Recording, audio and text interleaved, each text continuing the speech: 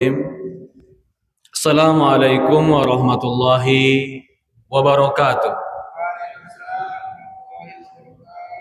Alhamdulillahi wassalatu wassalam ala asyrafi anbiya'i wal mursalin ala nabina Muhammadin sallallahu alaihi wa ala alihi wa sahbihi wa sallam. Asyhadu an la ilaha illallah wahdahu la syarika lah wa asyhadu anna Muhammad abduhu wa rasuluhu la nabiyya ba'd. Alhamdulillah, pertama-tama kita panjatkan puja dan puji syukur hanya kepada Allah Subhanahu wa taala Rabbul alamin, serta salawat dan salam selalu tercurahkan kepada nabi kita Muhammadin sallallahu alaihi wa ala alihi wa sahbihi wasallam, kepada keluarganya, kepada para sahabatnya, juga orang-orang yang mengikuti dan mencintainya sampai hari kiamat. Alhamdulillah, para hadirin, bapak-bapak yang terhormat dan ibu-ibu yang dimuliakan dan dirahmati oleh Allah Subhanahu wa taala, di tengah kesibukan kita bekerja, kita sempatkan waktu kita untuk sholat, kita sempatkan waktu kita untuk berzikir, mengingat Allah, bahkan kita sempatkan waktu kita untuk belajar dan menambah wawasan tentang ilmu agama. Inilah yang disebutkan di dalam Al-Quran, orang-orang yang sibuk tetapi tetap meluangkan waktu untuk ingat Allah, ulaika humul muflihun, mereka lah orang-orang yang sukses dan beruntung. Maka ketika Allah Subhanahu wa taala mengatakan di dalam Al-Quran ketika berkaitan dengan Jumat, wa idza nudiya lis-salati min yaumi jum'ati fas'au ila dzikrillahi wa dzarul bai', jika kalian mendengar panggilan untuk sholat di hari Jumat, segeralah ingat Allah, sholat, wa dzarul bai', dan tinggalkan jual beli. Setelah itu Allah mengatakan di akhirnya, la'allakum tuflihun, kalau kalian lakukan itu, di tengah kesibukan kalian ingat Allah, kata Allah, la'allakum tuflihun, kalian akan beruntung dan sukses. Kesibukan yang kita lakukan sebagai pekerja, lalu kita mengingat Allah di tengah kesibukan kita, itulah zikir yang sebenar-benarnya zikir. Karena zikir itu adalah mengingat. Mengingat itu bukan hanya dengan lisan, tapi mengingat yang paling tinggi adalah dengan anggota badan. Berhenti, bekerja, untuk datang ke masjid Allah, itu namanya mengingat Allah. Maka sholat dikatakan dzikrullahil akbar, mengingat Allah yang paling besar. Karena zikir dalam sholat, zikir lisan, zikir dalam sholat, zikir hati, zikir dalam sholat, zikir anggota badan. Maka dikatakan walidzikrillahil akbar, sholat itu zikir kepada Allah yang paling besar. Orang yang ingat kepada Allah di tengah kesibukannya, Allah akan ingat kepada dia di tengah kesulitannya. Fadhkuruni adzkurkum washkuruli fala takfurun. Kata Allah Subhanahu wa taala, fadhkuruni adzkurkum, kalau kalian ingat aku akan ingat kalian. Washkuruli, kalau kalian syukur kepadaku, aku akan tambahkan nikmat kepada kalian. Fala takfurun, jangan kalian kufur. Kapan kita butuh kepada Allah, Allah akan segera mengijabah kita, dengan catatan kita sering zikir dan ingat kepada Allah. Salat adalah zikir kepada Allah yang paling besar. Para hadirin jamaah, bapak-bapak dan ibu-ibu yang dimuliakan dan dirahmati oleh Allah Subhanahu wa taala, kalau seandainya bapak-bapak dan ibu-ibu diberikan sebuah fasilitas, tempatnya mewah, makanannya nikmat, bapak dilayani dengan pelayanan seperti raja, apa yang bapak mau disediakan, bahkan di tempat tersebut bapak dihormati dengan setinggi-tingginya penghormatan, diberikan kenikmatan dengan setinggi-tingginya kenikmatan. Semua bapak dapat di tempat tersebut. Tapi ada satu yang tidak boleh. Semua boleh, nikmat semua boleh, cuma satu yang nggak boleh. Jangan bawa keluargamu ke tempat itu. Kira-kira apa perasaan kita, Pak? Tempatnya nikmat, makannya nikmat, tidurnya nikmat, tempatnya mewah, kita dilayani dengan segala kenikmatan. Cuman satu, jangan bawa anak dan istrimu. Apa rasa kita, Pak? Hampa, ngapain tempat bagus tapi saya nggak mengumpul sama anak-anak. Ngapain tempatnya bagus tapi saya nggak bisa bahagia sama anak istri. Kalau itu di akhirat dan di surga, kita dimasukkan surga, tapi ternyata anak istri kita nggak bisa masuk. Apa yang kita rasakan ketika itu? Maka seorang ayah itu Allah katakan dalam Al-Quran, tugasnya bukan hanya memberikan nafkah. Ku anfusakum wa ahlikum nara. Kata Allah Subhanahu wa taala, jagalah dirimu dan keluargamu dari api neraka, masuk surga, dan jaga diri kita dan keluarga kita dari neraka sama-sama. Ini harus jadi motivasi dalam berumah tangga dan harus menjadi cita-cita dalam rumah tangga. Buat apa sih kita berumah tangga? Kalau hanya sekedar berumah tangga itu kebutuhan biologis, kebutuhan jiwa, kita katakan ya manusia lebih daripada itu. Manusia diciptakan oleh Allah Subhanahu wa taala untuk ibadah kepada Allah. Wa ma khalaqtul jinna wal insa illa liya'budun. Kata Allah Subhanahu wa taala, tidaklah kuciptakan jin dan manusia kecuali untuk beribadah kepada Allah. Jadi tujuan kita berumah tangga, tujuan kita bekerja, tujuan kita kesibukan dunia, itu adalah wasilah untuk mengantar kepada tujuan yang paling besar. Surga Allah Subhanahu wa taala, ibadah kepada Allah. Maka dari ini harusnya seorang ayah, seorang ibu, orang tua harus dia mempersiapkan keluarganya agar masuk surga bersama-sama. Karena kalau kita tidak dimasukkan surga bersama keluarga kita, maka seperti ada sesuatu yang kurang. Tapi bisa jadi seseorang itu dipisahkan dari yang dia cintai di yaumul qiyamah karena Allah tidak meridhoi salah satunya masuk ke dalam surga. Bahkan orang yang paling hebat, yang paling besar amalnya, yang paling dicintai oleh Allah, baginda Nabi kita Muhammad SAW, itu di yaumul qiyamah dipisah dengan orang yang paling dia cintai. Siapa, Pak? Siapa? Pamannya Rasulullah SAW, Abu Thalib. Abu Thalib apa sih kurangnya? Mendidik Rasulullah dari kecil. Rasulullah usia 8 tahun, Rasulullah usia bayi, masih di perut ibu, ditinggal ayah. Rasulullah SAW sudah mulai besar berjalan, ditinggal ibu. Rasulullah usia 8 tahun, ibunya meninggal, Rasulullah diurus kakeknya. Di usia 8 tahun Rasulullah ditinggal kakek. Ketika 8 tahun ditinggal kakek, dititipkan kepada Abu Thalib.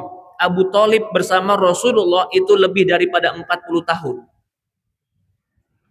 Rasulullah diberikan makan, diberikan tinggal, Rasulullah dakwah dibela, Rasulullah dijaga, Rasulullah dicintai.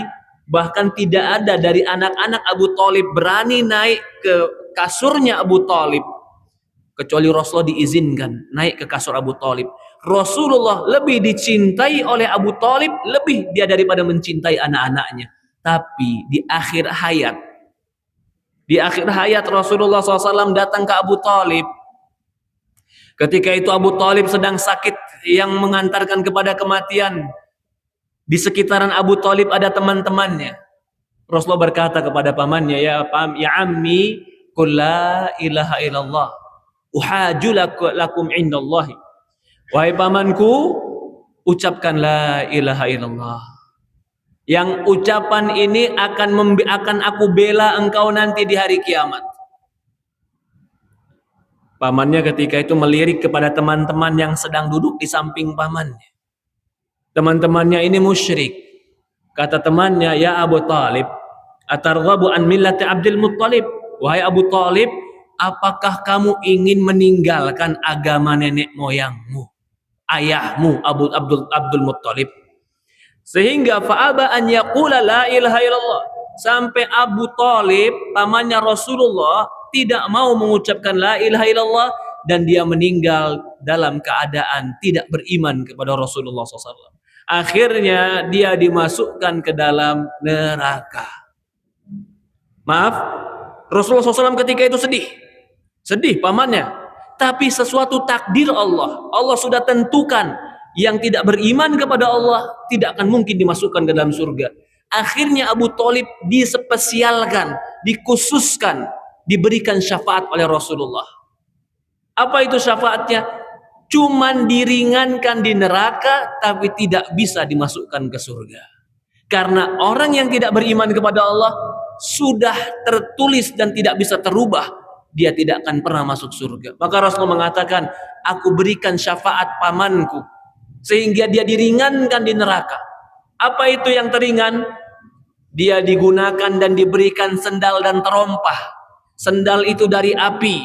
Kalau dia pakai sendal terompah ini, maka akan mendidih sampai ubun-ubunnya, dan itu hukuman yang teringan bagi penghuni neraka.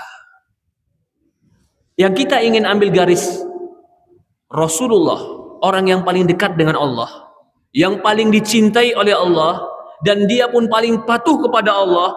Tapi orang yang dia cintai, Abu Talib, jika tidak beriman kepada Allah, tidak akan bisa berkumpul dengan Rasulullah di dalam surga. Maka agar kita dikumpulkan dengan keluarga kita, dengan anak kita, dengan istri kita di surga, satu syarat utama: sama-sama beriman kepada Allah. Kalau tidak beriman, jangankan kita, Rasulullah SAW cuman bisa meringankan Abu Talib dari neraka, tapi tidak bisa mengeluarkan Abu Talib masuk ke dalam surga. Maka Allah sebutkan di dalam Al-Quran, di dalam surat At-Tur ayat 21, walladzina amanu wattaba'athum dzurriyyatuhum biimani alhaqna bihim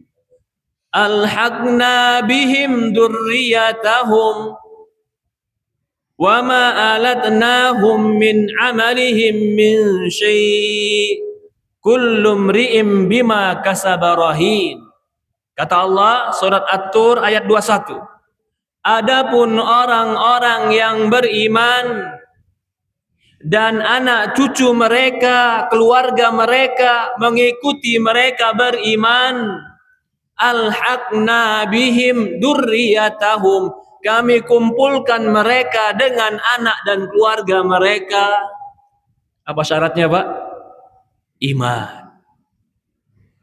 Alhaqna bihim dzurriyyatahum walladzina amanu, adapun orang-orang yang beriman, wattaba'athum dzurriyyatuhum bil iman, anak keluarga mereka mengikuti mereka beriman, alhaqna bihim dzurriyyatahum, kami kumpulkan mereka dengan keluarga mereka, wa ma alatnahum min amalihim min syai', tidak mungkin amalan mereka disia-siakan sedikit pun. Semua manusia tergadaikan dengan amalnya. Jadi ternyata syarat salah satu agar kita berkumpul di surga dengan keluarga kita, tanamkan ke keluarga kita iman. Kalau tidak beriman, salah satunya ayahnya soleh, rajin sholat, bangun masjid, sering sedekah, tapi keluarganya tidak ikut beriman, jangan berharap bisa kumpul di surga. Ayahnya baik, ibunya baik, tapi anaknya ternyata tidak beriman. Jangankan kita, Nabi Nuh saja anaknya tidak beriman, tidak dimasukkan ke dalam surga oleh Allah Subhanahu wa taala. Jangankan kita, Nabi Lut alaihissalam, istrinya saja tidak dimasukkan dan dikumpulkan bersama Nabi Lut alaihissalam. Apa sebabnya? Tidak beriman.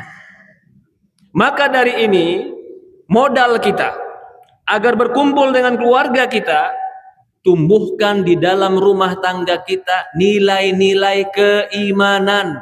ini nggak bisa diganggu gugat. Kalau nilai keimanannya sama, maka mungkin kita akan dikumpulkan yang sama. Perhatikan ayat tadi. Alhaqna bihim dzurriyyatahum wa ma amalatum min amalin syai'. Kami kumpulkan mereka dengan anak cucu mereka dan tidak ada amalan yang disia-siakan. Kalimat tidak ada amalan yang disia-siakan ini isyarat. Isyarat bahwasannya mereka akan dikumpulkan dan tidak ada yang rugi. Begini maksudnya. Ayahnya baik, rajin sholat, rajin sedekah. Anaknya beriman, tapi tidak setinggi ayahnya dalam kebaikan. Atau sebalikannya, ayahnya beriman, sholat baik, tapi bukan penghafal Quran. Anaknya beriman, tapi penghafal Quran. Kedudukannya lebih tinggi di akhirat. Pertanyaannya, di mana akan dikumpulkan? Di jabatan ayah atau jabatan anak? Hah? Jabatan anak. Karena Allah katakan setelahnya, tidak ada amalan yang disia-siakan. Berarti akan dinaikkan ayah jabatan anak. Tapi kalau anak diturunkan ke jabatan ayah, berarti ada amalan anak yang tersia-siakan. Jadi keimanan ini sebab kita berkumpul. Hari ini maka Luqman Al-Hakim. Kenapa Luqman dikatakan Al-Hakim? Hakim itu adalah bijaksana.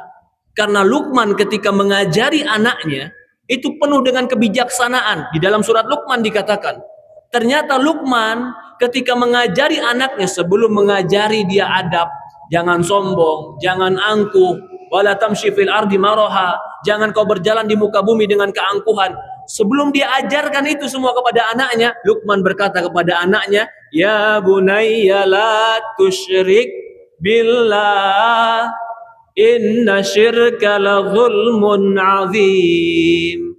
Wahai anakku, jangan sekutukan Allah. Sesungguhnya menyekutukan Allah la zulmun azim, kezaliman, kejahatan yang paling besar. Kalau kita mau berkumpul dengan anak kita, dengan istri kita, dengan keluarga kita, fondasi utamanya adalah jaga iman mereka. Jaga iman kita. Amalnya berbeda-beda, ada yang baik, ada yang jelek, tapi selama fondasi imannya sama, masih mungkin dikumpulkan di yaumul qiyamah.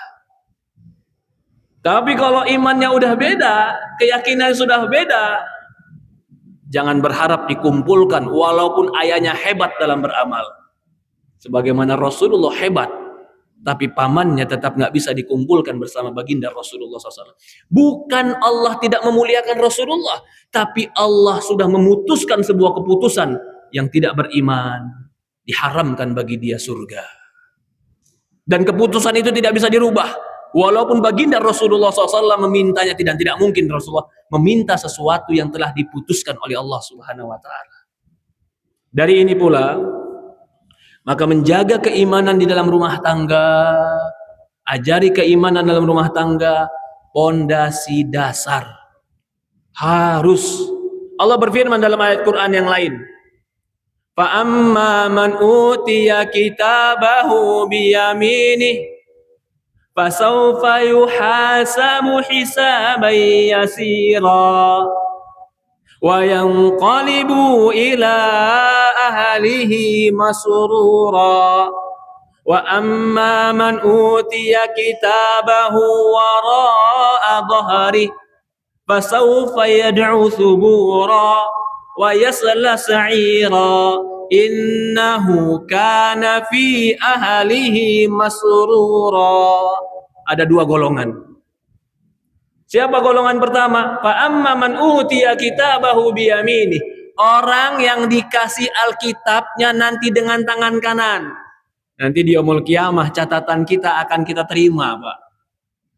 Catatan amal kita yang ditulis oleh Raqibun Atid, kita terima dengan tangan kanan. Adapun orang yang menerima catatan dengan tangan kanannya, kalau tangan kanan yang maju, catatan dipegang tangan kanan, berarti udah tanda fayuhasibu hisaban yasira.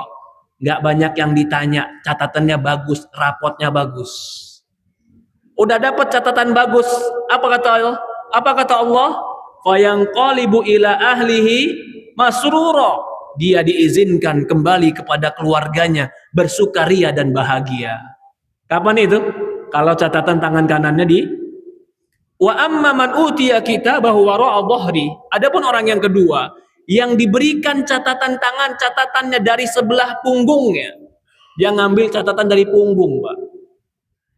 Cara mengambil yang paling sulit itu adalah mengambil tangan kiri. Itu ngambil yang sulit karena tangan kiri lemah. Apalagi tangan kiri cara ngambilnya dari punggung. Kira-kira bisa ngambil nggak kita, Pak? Cara mengambil yang paling gampang dengan tangan kanan. Barang berat kalau tangan kanan yang ngambil akan keangkat. Barang berat kalau tangan kiri yang ngambil tidak akan keangkat. Apalagi tangan kiri dibalik di punggung. Mereka orang yang kedua ngambil pakai tangan kiri dibalik di punggungnya. Belum dia lihat catatan, baru cara ngambilnya dia tahu. Dia katakan apa? Suburo, celaka nih. Celaka nih, pasti tulisannya jelek. Apa lalu dikatakan? Dia tidak dikembalikan kepada keluarganya. Dikatakan kepada dia, cukuplah dulu di dunia kalian berkumpul dengan keluarga kalian. Di akhirat dikumpulkan tidak? Tidak. Bahkan di akhirat orang yang tidak beriman, maaf, keluarga, suami, istri, anak, ayah berantem. Kenapa berantem? Saling menyalahkan. Al-akhillau yawma idzin ba'duhum li ba'din adu. Orang yang mencintai di hari itu saling bermusuhan. Si ayah nyalahin ibu, si ibu nyalahin ayah, si anak nyalahin ayah. Kata si anak, aku ikutin ayahku nggak beriman, berarti ayah yang harus tanggung jawab. Kata si ayah, aku nggak pernah ngajak, kamu juga punya pikiran, kamu juga udah dewasa, bisa ambil keputusan sendiri. Saling tuduh-tuduhan. Saling tuduh-tuduhan mereka. Bukannya berkumpul, malah saling berkelahi. Ba'duhum li ba'din adu. Sebagian mereka menjadi musuh bagi sebagian yang lain. Illal muttaqin, kecuali orang yang bertakwa. Jadi mau berkumpul dengan anak, mau berkumpul dengan istri, mau berkumpul dengan keluarga, Allah cuma minta satu, iman, amal soleh. Kalau ini yang kita tumbuhkan dalam rumah tangga kita akan dikumpulkan oleh keluarga kita oleh Allah Subhanahu wa Ta'ala. Tapi kalau kunci ini nggak ada, sebaik apapun amalan, sebesar apapun amalan, tapi dia nggak punya passwordnya, nggak bisa masuk dia. Apa kurang baiknya Abu Thalib membantu Rasulullah? Apa kurang baiknya Abu Thalib membela Rasulullah dengan jiwa dan hartanya? Tapi passwordnya dia nggak pegang. Apa passwordnya, Pak? La ilaha illallah. Dia nggak bisa masuk. Dia nggak bisa masuk. Abu Thalib pernah diboikot 3 tahun. Sampai dia sakit gara-gara membela Rasulullah. Bahkan Abu Thalib pernah ditawarkan harta yang banyak. Serahkan Muhammad, kamu dapat harta yang banyak. Harta, kehormatan, bahkan raga jiwanya dia berikan untuk bela Rasulullah. Cuman satu dia nggak mau. Password beriman dia nggak mau. Dia tidak dikumpulkan bersama Rasulullah SAW. Lalu, agar iman ini tetap tumbuh di rumah kita, maka ayah, bapak, ibu kita semua perhatikan, anak kita harus diajari keimanan. Di mana belajar keimanan, Ustaz? Di sekolah. Sekolah itu tambahan. Jangan dibalik. Sekolah inti, rumah tambahan. Maaf Pak, itu kebalik. Sekolah, belajar agama seminggu berapa kali? Seminggu sekali Ustaz. Lalu dalam pelajarannya berapa jam? 1 jam lebihnya. Apa yang mau dia pelajari? Mungkin dia dapat, ada. Tapi itu sangat kurang. Siapa yang harus ngajarin? Ayah, ibu. Maka Allah katakan di Quran, qu anfusakum wa ahlikum naro. Jagalah dirimu dan keluargamu. Ayat ini konteksnya berbicara kepada pemimpin rumah tangga, ayah. Apakah nanti yang ditanya tentang anak-anak gurunya? Enggak, yang ditanya di yaumul qiyamah bukan gurunya. Ya, guru ditanya tentang tanggung jawab mendidik anak-anak, tapi yang paling besar tanggung jawabnya ayah. Jaga keimanan mereka. Jangan kotori keimanan mereka dengan kesyirikan. Sebagaimana Luqman berkata kepada anaknya, "Ya bunayya la tusyrik billah, inna syirka la zulmun azim." Bahkan Rasulullah ketika turun ayat Al-Quran, wa anzir ashiratakal aqrabin, ya Muhammad, berikan peringatan kerabat dekatmu dan keluargamu. Langsung turun ayat ini, Rasul naik ke sofa. Karena bukit sofa, bukit yang lebih tinggi di depan Ka'bah. Orang-orang biasanya kumpul di sekitar Ka'bah. Kalau dia naik ke bukit sofa, dia teriak dengan suara yang keras. Orang depan Ka'bah semua kumpul. Rasulullah naik ke sofa dan mengatakan, "Ya ma'syarul Quraisy, ishtaru anfusakum." Wahai orang-orang Quraisy, wahai Fatimah binti Muhammad. Disebutkan Fatimah. Wahai Fatimah binti Muhammad, ishtari anfusiki. Wahai Fatimah binti Muhammad, jaga dirimu. La ugniyanki minallahi syai'an. Aku nggak bisa bela kamu sedikit pun nanti di depan Allah. Ini Fatimah, anak Rasulullah. Kalau dia tidak beriman saja, Rasulullah mengatakan, la ugniyanki minallahi syai'an. Aku tidak akan bisa bela kamu nanti di depan Allah. Man bato'a bihi amaluh lam yusri bihi nasabuh. Rasulullah mengatakan, barang siapa yang jelek amalnya, jelek imannya, maka nasabnya nggak bisa bantu dia. Keimanan harus kita tanamkan di rumah tangga kita. Bagaimana cara menanamkan keimanan? Satu, tanamkan keyakinan tentang keesaan Allah. Rasulullah suatu hari naik ke keledai. Digoncengnya lah, dinaikkan berdua di atas keledai Abdullah bin Abbas. Abdullah bin Abbas ini masih kerabat Rasulullah. Dia sepupunya Rasulullah tapi usianya muda. Ketika dia duduk bersama Rasulullah di atas keledai, Rasulullah mengatakan, "Ya gulam, inni u'allimuka kalimat." Wahai anak, mau nggak ku ajari kamu beberapa kalimat? Ini contoh Rasulullah menanamkan iman, Pak. Kata Abdullah bin Abbas, "Ya Rasulullah, apa itu?" Rasulullah mengatakan, "Ihfadillaha yahfadka, ihfadillaha tajidu tujahaka."